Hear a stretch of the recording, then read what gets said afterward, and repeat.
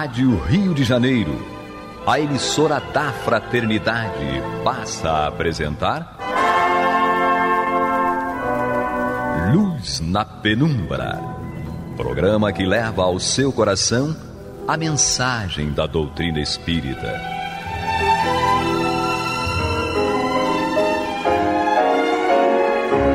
E com vocês, João Nogueira, para estudos de obras póstumas de Allan Kardec. Olá, meus queridos amigos e irmãos, estamos aqui, como diz nosso irmão Renaud, para a apresentação do estudo de obras póstumas, o livro que Allan Kardec não fez. Ele escreveu os textos, escreveu vários e vários textos, guardou os textos, e aí, após o desencarne, a desencarnação do nosso Allan Kardec, a esposa dele, então viúva, achou os textos e, junto com Ley-Marie, publicaram então o livro Obras Póstumas. É um livro que nos traz muitas informações interessantíssimas, principalmente do que nós podemos chamar de bastidores da codificação.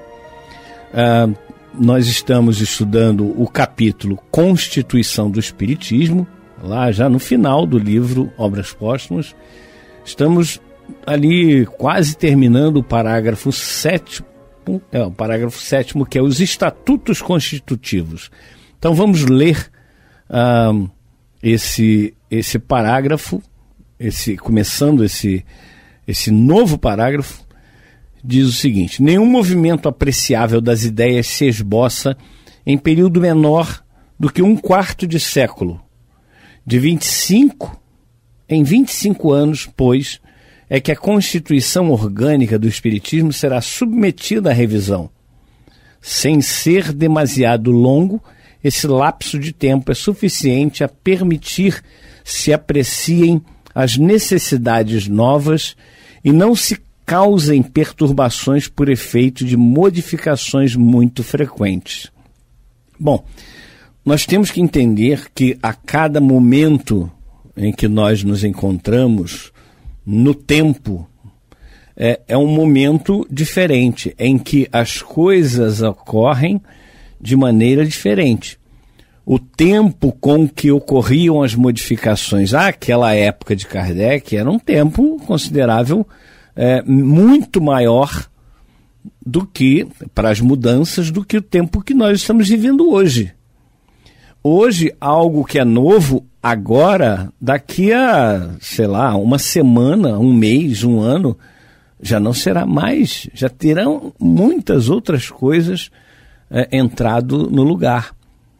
Então, quando a gente, por vezes, toma algum conceito e diz, isto aqui é o correto a se fazer, nós precisamos reavaliar. Kardec coloca aqui, então, 25 anos para se reanalisar a Constituição do Espiritismo, que, como a gente sabe, através dos estudos, Kardec propunha essa Constituição para dar uma organização à sociedade espírita parisiense. Então, ele queria deixar para as próximas gerações de espíritas e de lideranças espíritas, digamos assim, lideranças não no sentido de liderar as pessoas, mas liderança no sentido de liderar o movimento espírita, liderar as ações a serem tomadas no movimento espírita para poder coordenar todo o trabalho para levar o Espiritismo sempre à sua divulgação, a necessária divulgação do Espiritismo. Então, era a proposta de se avaliar de 25 em 25 anos. Hoje, se nós tivermos que aguardar 25 anos para reavaliar algo, nós vamos ter perdido um bonde da história, como dizem por aí. Vamos ter perdido muita coisa.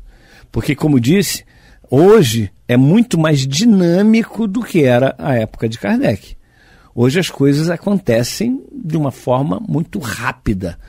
O que é novo hoje, como disse, daqui a uma semana, um mês, um ano, já é obsoleto, já é ultrapassado.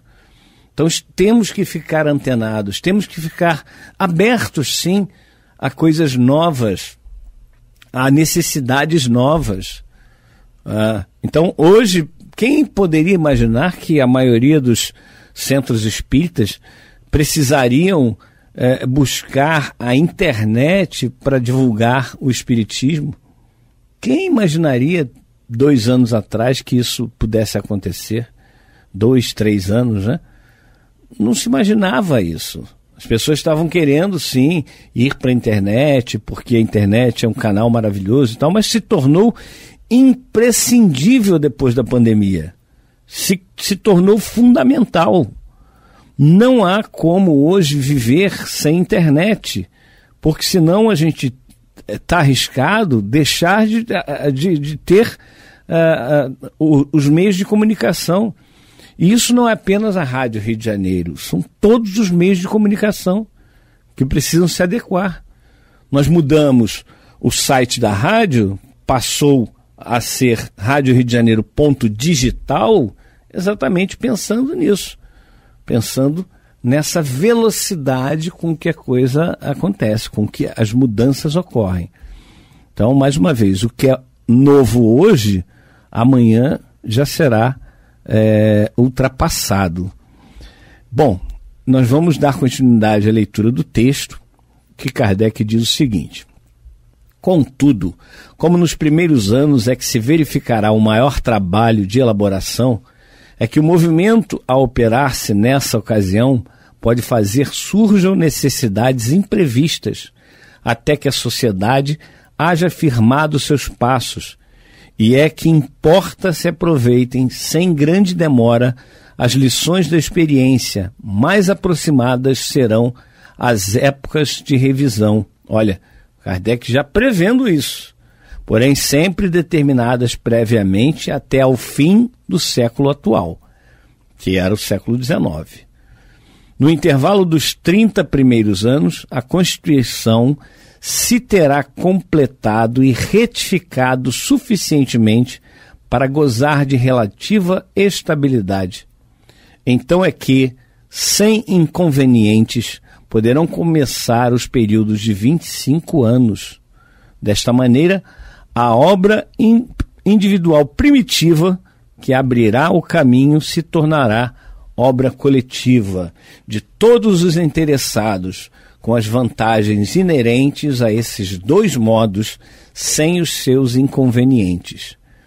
Ela se modificará sob o império das ideias progressivas e da experiência, mas sem abalos, sem precipitações, porque obedecerá ao princípio estabelecido na própria Constituição. Bom, aqui termina esse parágrafo 7º, os estatutos constitutivos. Kardec, então, vai iniciar o parágrafo 8º do Programa das Crenças. Mas antes de entrarmos nesse novo ponto, precisamos entender que todo esse processo, como disse, é um processo que ele vai precisando de que todos aqueles que estão ligados a uma instituição, principalmente na condição de direção dessa instituição, a diretoria das casas, a diretoria da rádio, a diretoria das instituições, como FEB, CERJ, entre outras, precisa sempre estar conversando, precisa sempre estar verificando o que há de novo, quais são os cenários novos, e nós não podemos deixar de ouvir uma opinião só porque nós não concordamos com aquela opinião. Eu preciso ouvir a opinião e saber que aquela opinião pode sim, apesar de ser diferente da minha opinião, pode sim ser a verdade e eu estar incorrendo em erro. É muito comum de nós, ainda no estado evolutivo em que nós nos encontramos, acharmos que somos os proprietários da verdade, que temos o domínio da verdade. E aí, aos poucos, e a doutrina espírita nos ajuda muito a isso, Aos poucos nós vamos nos modificando, nós vamos nos tornando mais flexíveis, nós vamos ouvindo opiniões contrárias àquela nossa, e ao invés de nós simplesmente rebatermos pesadamente, nós paramos, ouvimos e vamos então buscar, principalmente dentro da codificação, para nós espíritas, buscar as respostas. Nós vamos então dar sequência ao tema com o próximo parágrafo, como disse, parágrafo 8º do Programa das Crenças, onde Kardec nos diz o seguinte: a condição absoluta de vitalidade para toda reunião ou associação, qualquer que seja o seu objetivo, é a homogeneidade, isto é, a unidade de vistas, de princípios e de sentimentos. A tendência para um mesmo fim determinado, numa palavra, a comunhão de ideias. Todas as vezes que alguns homens se congregam em nome de uma ideia vaga, jamais chegam a entender-se, porque cada um apreende essa ideia de maneira diferente. Toda reunião formada de elementos heterogêneos traz em si os germes da sua dissolução, porque se compõe de interesses divergentes, materiais ou de amor próprio, tendentes a fins diversos que se entrechocam e rarissimamente se mostram dispostos a fazer concessões ao interesse comum, ou mesmo à razão, que suportam a opinião da maioria se outra coisa não lhes é possível, mas que nunca se aliam francamente.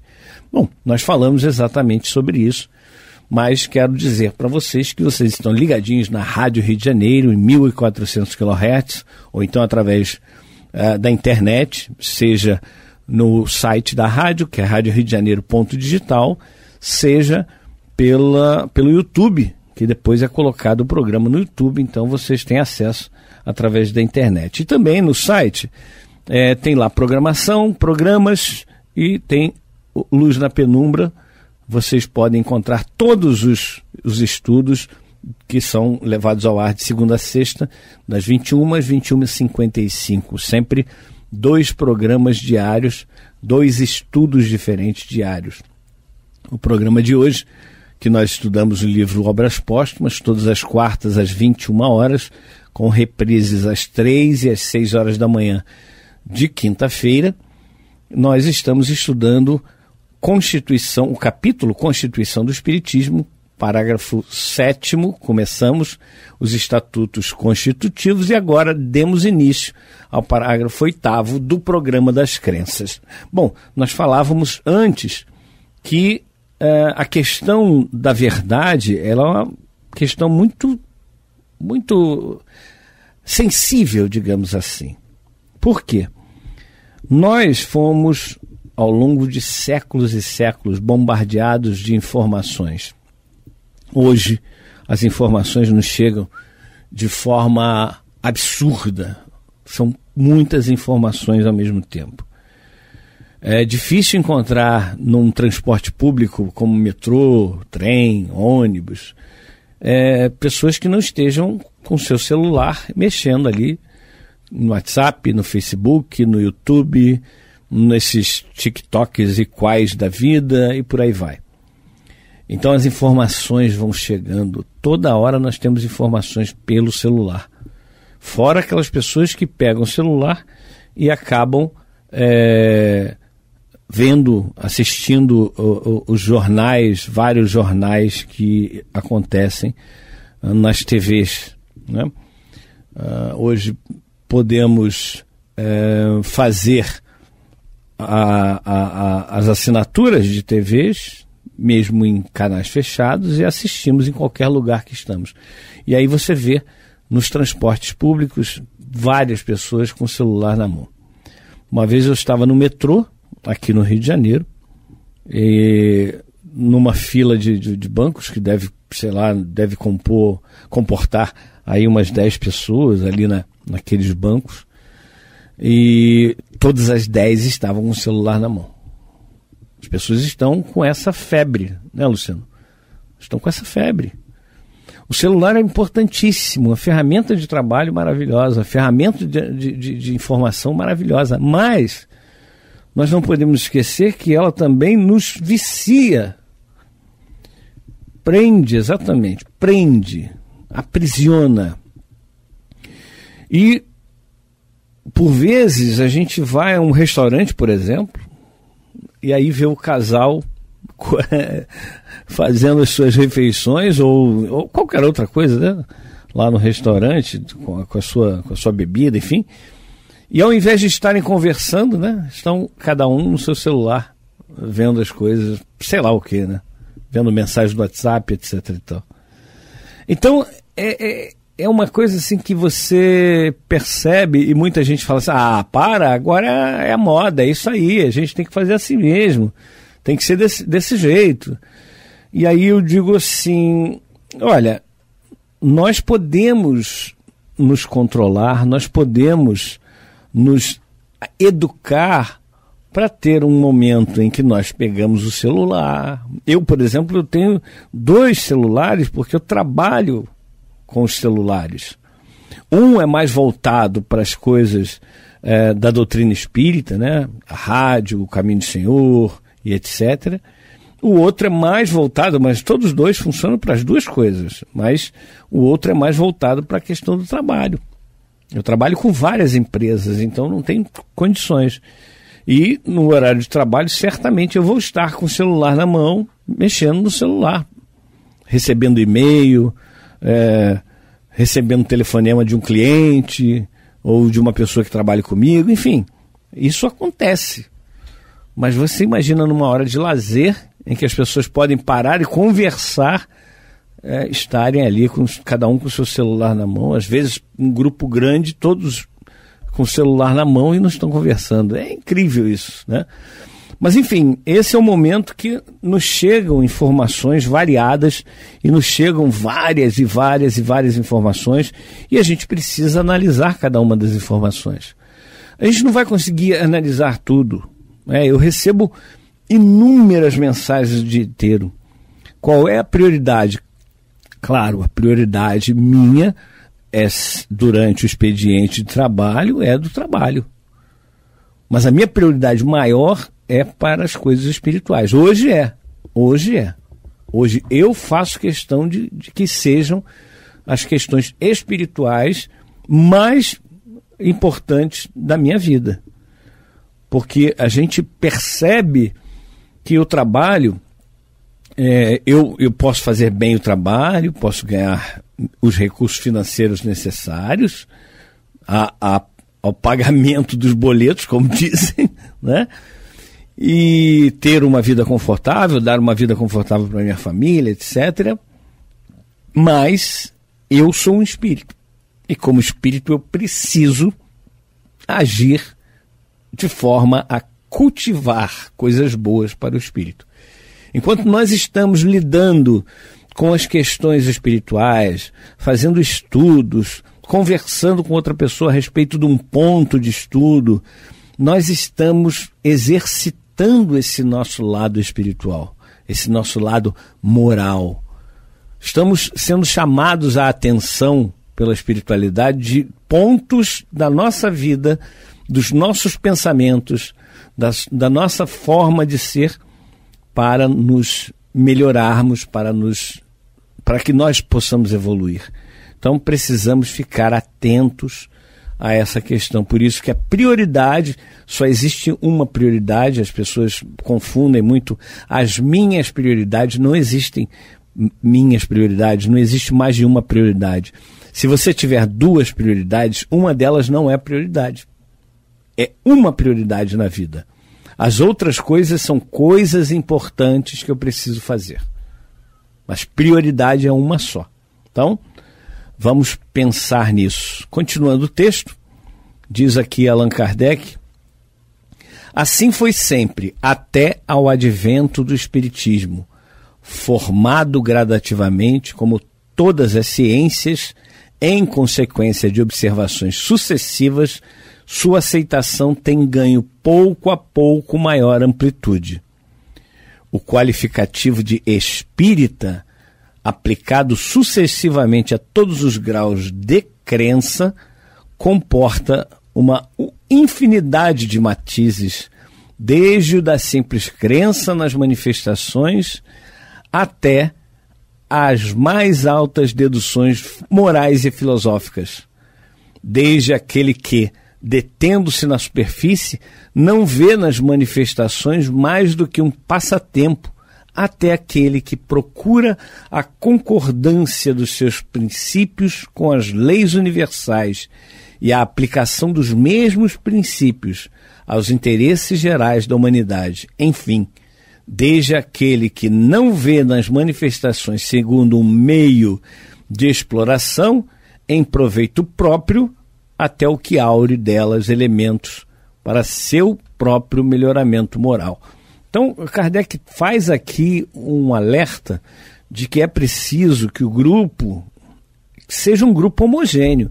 É claro que não é todo mundo pensar da mesma forma, mas são todos pensando e agindo em prol daquela condição, em prol do bem-estar, em prol da promoção da doutrina espírita nos vários meios que podemos ter ao alcance. E fala que os meios heterogêneos foram até chegar à chegada do espiritismo. Agora, é preciso que nós possamos convergir nos pontos em que o espiritismo nos mostra.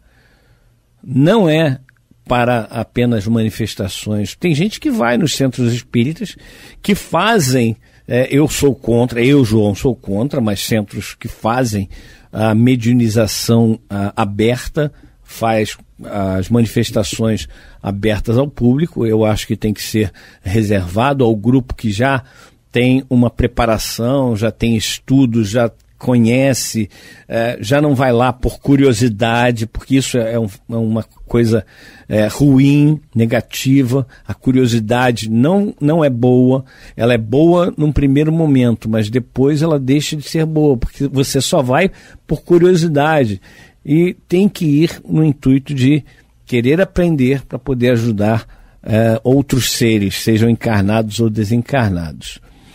Continua Kardec aqui. Dizer-se alguém espírita, mesmo espírita convicto, não indica, pois, de modo algum, a medida da crença. Essa palavra exprime muito com relação a uns e muito pouco relativamente a outros.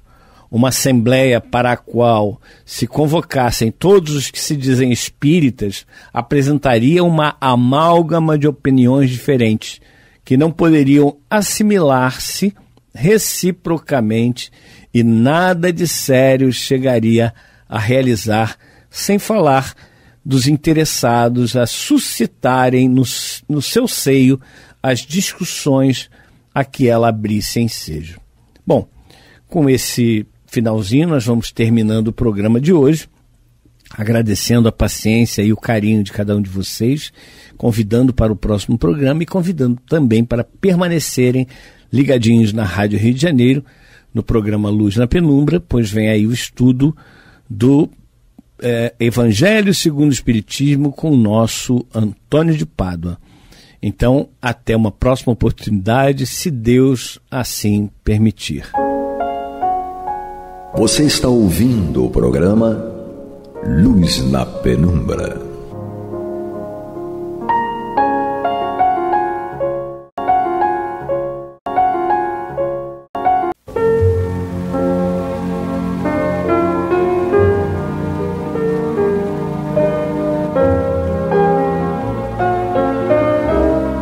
A Rádio Rio de Janeiro está levando ao seu lar e ao seu coração a mensagem consoladora da doutrina espírita, através do programa Luz na Penumbra.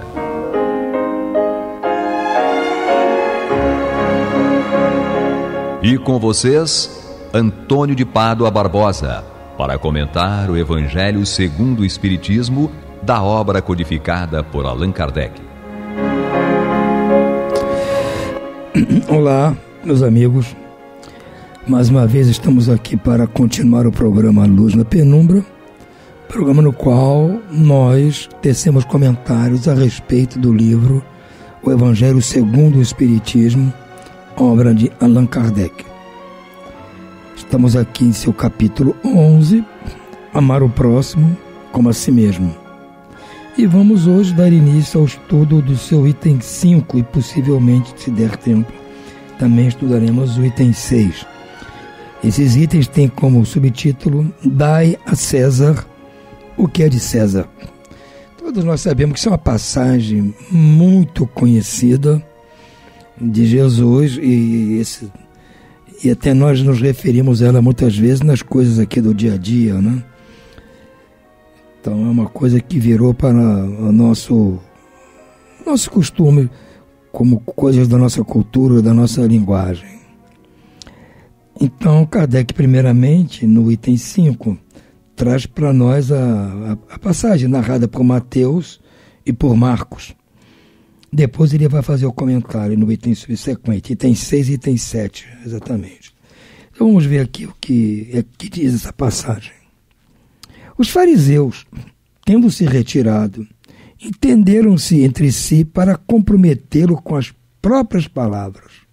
Mandaram então seus discípulos, em companhia dos herodianos, dizer-lhe: Mestre, sabemos que és verdadeiro e que ensinas o caminho de Deus pela verdade, sem levares em conta a quem quer que seja, porque nos homens não consideras as pessoas. Vocês vejam bem a malícia, né? Eles vão fazendo aquele introito cheio de rapapé para depois vir com a armadilha. Mas tudo bem. Então eles perguntam: dize-nos, pois, qual a tua posição sobre isso? É-nos permitido pagar ou deixar de pagar a César o tributo? Vejam bem, só para contextualizar, vamos lembrar que naquela época, toda aquela área chamada de Palestina, a Síria, todo o Oriente Médio, o Egito, estava tudo sob domínio do Império Romano, que era comandada por um imperador que tinha o título de César. À época de Cristo, quem estava imperando era Tibério César. Então, os romanos viviam dos impostos cobrados desses povos aos quais eles estavam subjugando. Lá dominavam os povos, cobravam os impostos para manter tudo, aquele império romano, o exército, a corte, tudo com os impostos, não só dos romanos, é claro, mas desses povos que eram conquistados. Então os judeus, como todo mundo, ninguém gosta de pagar imposto, ainda mais imposto para o invasor. Então eles queriam saber de Jesus, né, se era permitido a eles deixar de pagar aquele imposto, ou eles tinham que continuar pagando o tal imposto. Olha, isso é uma pegadinha. Porque se Jesus diz para eles: não, vocês têm que pagar um imposto. Eu dizia: mas como, mestre? Estamos pagando imposto para o invasor, para um dominador? Então o povo ia ficar contra Jesus. Se ele diz: não, vocês não têm que pagar imposto nenhum. Aí eles iam denunciar Jesus aos romanos e dizer que Jesus estava incitando o povo a não pagar impostos. Então eles acharam que pegaram Jesus na saia justa. Porque ele agora não tem saída. Se disser que paga o imposto, o povo vai ficar contra ele. Se disser que não paga, vamos denunciar ele para os romanos. Passa até os dias de hoje, não sei. Alguma coisa eu lembro o dia de hoje. Mas aí Jesus, porém, que eles conheciam a malícia, Jesus conhecia aquelas ratazanas todas, né? Respondeu: hipócritas, por que me tentais? Apresentai-me uma das moedas que se dão em pagamento do tributo. Então Jesus pediu o dinheiro, a moeda que eles usavam para pagar o tributo para os romanos. E tendo-lhe apresentado um denário, que é a moeda da época, um denário, perguntou Jesus: de quem são essas imagens e essa inscrição? Ou seja, qual é a efígie que estava na moeda e o que estava escrito ali? De quem era aquela cara que estava na moeda? Aí eles respondem: é a cara de César, é a efígie de César. Responderam eles. Então observou-lhe Jesus: dai, pois, a César o que é de César, e a Deus o que é de Deus. Por que Jesus respondeu a eles a Deus o que é de Deus? Porque tudo naquela época eles transformavam em lei religiosa. Esse pagamento de imposto ao César, o argumento que eles usavam para ser contra o pagamento desse imposto é que a lei mosaica era contra, que era contra a lei de Deus, que Deus deles lá, Yahvé, não permitia, não queria que eles pagassem. Eles não tinham coragem de simplesmente dizer: não vamos pagar porque acham um absurdo pagar imposto para o invasor. Não, sabiam que iam tomar chicotada se fizessem isso. Mas dizer: não, é a lei nossa, moral, é a nossa religião que não permite.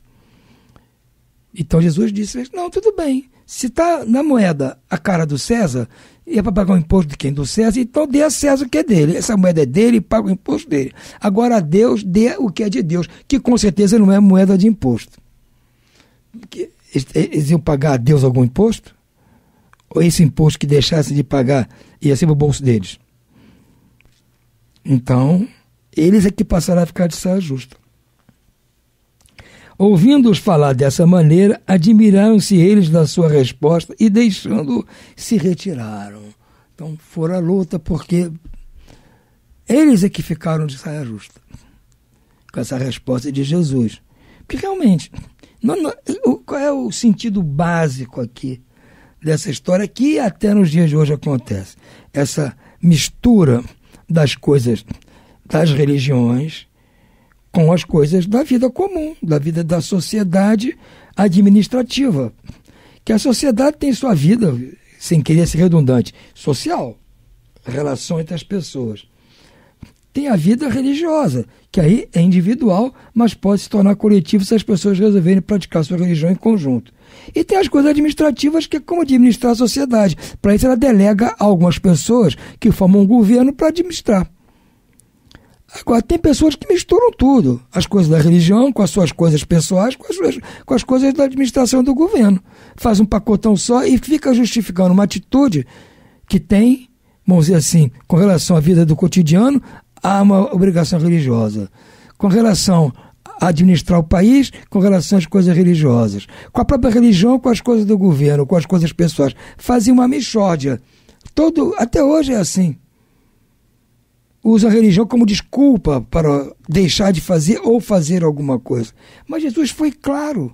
Não pode ficar misturando. O que é de César, ou seja, o que é do governo, é do governo.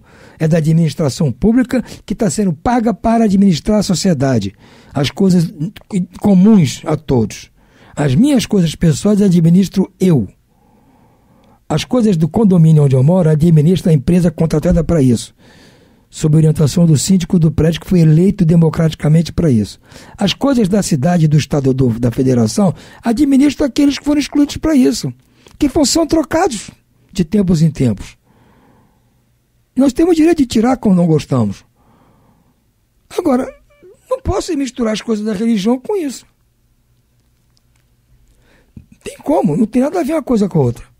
Foi o que Jesus quis dizer. Não, a César que é de César, que é do governo, se entenda com o governo, com o dinheiro que é do governo, tem a cara do governante. Aqui nós, antigamente, aquelas nossas notas antigas, que é do meu tempo, eu lembro do tempo do Cruzeiro, tinha a cara de cada um ali, tinha do Getúlio Vargas, Marechal Floriano, Marechal Deodoro, Almirante Tamandaré, Princesa Isabel, Dom Pedro I, II, Dom João VI, até do Cabral.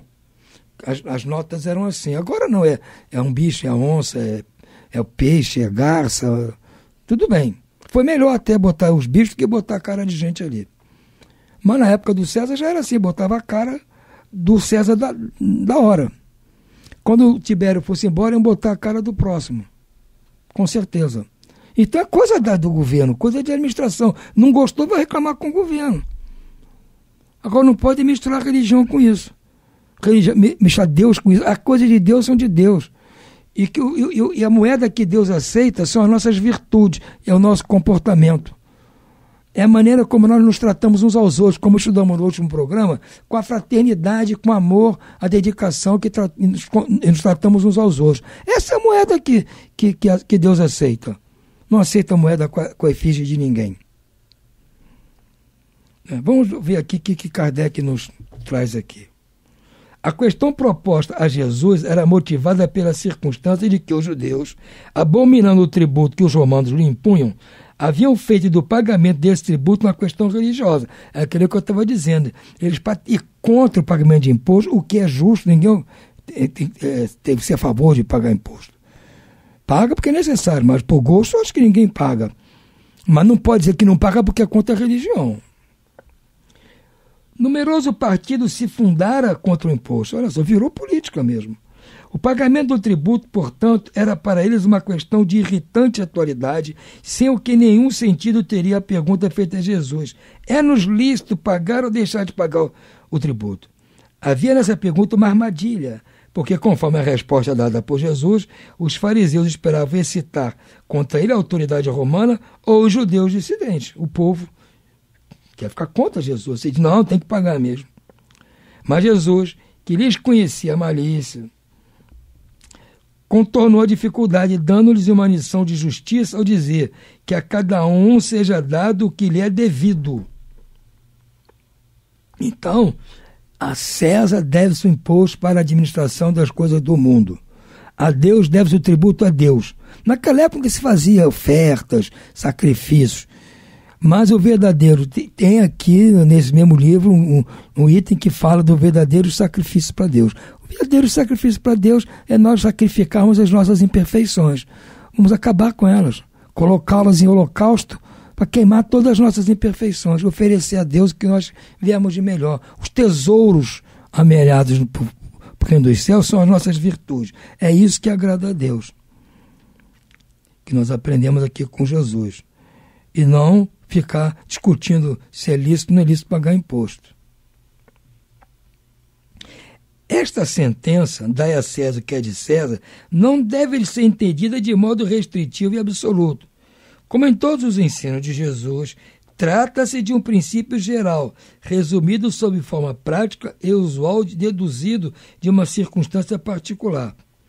Esse princípio é consequente daquele segundo o qual devemos proceder para com os outros como gostaríamos que os outros procedessem conosco. Voltamos ao item estudado no programa passado. Ele condena todo prejuízo material e moral que se possa causar a outrem, toda violação de seus interesses. Prescreve o respeito aos direitos de cada um, como cada um deseja que se respeitem os seus. Entende-se, mesmo aos deveres contraídos para com a família, a sociedade, a autoridade, tanto quanto para os indivíduos em geral. Quer dizer, Kardec amplia esse conceito do Cristo, generaliza não só a relação nossa com o governo e com Deus. Cada um é cada um. Nós temos que tratar cada um dentro do seu conforme.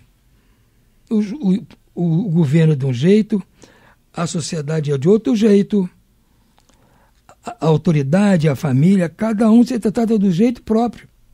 Não temos que ficar misturando as coisas. Agora, acima de tudo, é a nossa relação com Deus. Porque se nós estivermos bem nessa relação com Deus, com certeza vamos estar bem nas outras. Agora, como nós ainda temos muita dificuldade de estabelecer uma boa relação com Deus, o que eu admito que é fato, nós temos que treinar, como eu costumo dizer. Vamos treinar tendo boas relações com esses outros entes aqui. Família, sociedade, autoridade. Se tratarmos todos esses aí como nossos irmãos, estaremos em bom caminho para sermos considerados realmente filhos de Deus. E aí estaremos contribuindo para Deus com o verdadeiro sacrifício, com a verdadeira oferta. Porque não há melhor maneira de agradar o Pai do que agradando a seus filhos. Se nós estivermos agradando os filhos de Deus, que são nossos irmãos, estaremos bem na fita com o Pai deles todos, né? Que é o Deus. Então, gente, essa é a ideia proposta pelo Cristo. Mais uma vez, simples, objetiva, direta igual a amar o próximo como a si mesmo. Dá a César o que é de César e a Deus o que é de Deus. Frase simples, mas que dá um desdobramento filosófico importantíssimo para nós próprios. Não há o que questionar. Se nós pararmos para pensar, nos ativermos a tentar entender o que quer dizer isso tudo, como Kardec ampliou aqui o conceito de dar a César o que é de César, ampliou, deixou de ser um conceito restrito e absoluto, passou a ter um lato senso. Ora, a nossa vida vai ficar mais confortável. Por isso que eu considero o Evangelho de Jesus, e aqui no caso explicado para nós, dentro dos conceitos modernos trazidos pelo Espiritismo, um compêndio, vamos dizer assim, um receituário de como nós vivemos bem com si mesmos, e com os outros. Vivemos bem. Se nós tentarmos seguir isso que está aqui, desde o capítulo 5º, Bem-aventurados os aflitos, ou melhor, vamos dizer, desde o capítulo 7, com aquelas bem-aventuranças todas, quisemos praticar as bem-aventuranças, agora praticar o amor ao próximo, e no próximo capítulo vamos ver o amor aos inimigos. É a base de tudo, gente. A base de nós vivemos tranquilos, em paz, sermos humildes, coração puro, brandos, mansos, pacíficos, misericordiosos. Amar ao próximo como a nós mesmos. Isso é a base para tudo. Se nós tivermos força, coragem de pôr isso em prática, com certeza a nossa vida vai melhorando, sem que nós mesmos percebamos assim, abruptamente, de repente mudou tudo, da água para o vinho. Não é assim também. A coisa vai sendo gradativa, e quando nós paramos, olhando para trás, vamos ver, puxa vida, melhorou bem, está muito mais tranquilo agora, estou em paz, não estou mais tendo sustos, sobressaltos, porque estou agindo de acordo. Agora, Manto, ainda acontece muita coisa ruim comigo que eu não gosto. Mas claro que são as coisas que estão refletindo no nosso passado. Não tem como apagá-las. Mas nós não estamos criando novas para o futuro. Não estamos. Então, o nosso futuro vai ser melhor que está sendo o presente. Que nós não estamos mais dando motivo para sofrimentos no futuro. E se, além de não fazer mal a ninguém, ainda fizermos o bem aos outros, tratar os outros melhor ainda do que eles nos tratam, nós vamos diminuir ainda as poucas coisas que ainda restarem para a gente acertar, ainda vão diminuir. Porque nós vamos praticar o bem, a caridade, o amor ao próximo, então vai diminuir a nossa conta, nosso preju, nosso saldo devedor vai diminuir. Vai diminuir muito. É uma questão de escolha nossa. Essa continha simples. Eu tenho muita conta para pagar no futuro, muita conta. Como é que eu faço para não pagar menos? Começo a trabalhar para arrumar créditos para pagar. Na minha dívida, meus débitos, eu tenho que arrumar crédito para pagar isso. Como é que eu adquiro crédito? Trabalhando, não é assim que funciona aqui? É a mesma coisa. Eu vou trabalhar mais.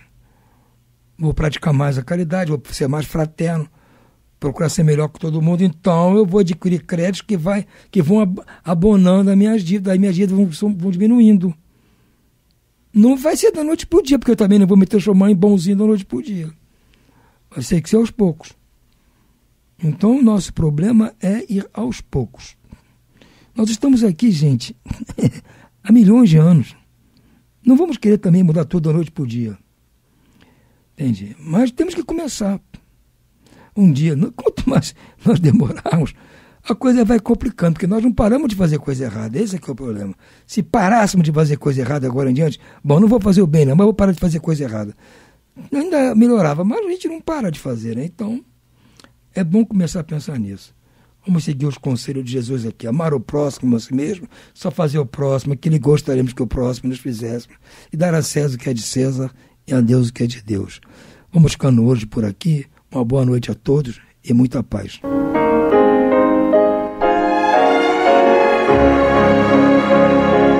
E vamos ouvir agora a prece de encerramento de nosso programa, na voz de Geraldo de Aquino. Jesus, dá-nos coragem para a luta, piedade para os insultos e misericórdia para as injustiças e ingratidões. Limpa nossa alma de inveja e ambições mesquinhas, de ódio e de vingança o nosso caminho. E que dentro em pouco, ao recolher-nos de novo ao calor do nosso leito, para que o sono nos dê a paz e o esquecimento das tristezas humanas, possamos sentir, Senhor, no mais íntimo de nosso ser, a doçura indefinível do Teu amor e a grandeza incomparável da Tua divina presença. Que assim seja.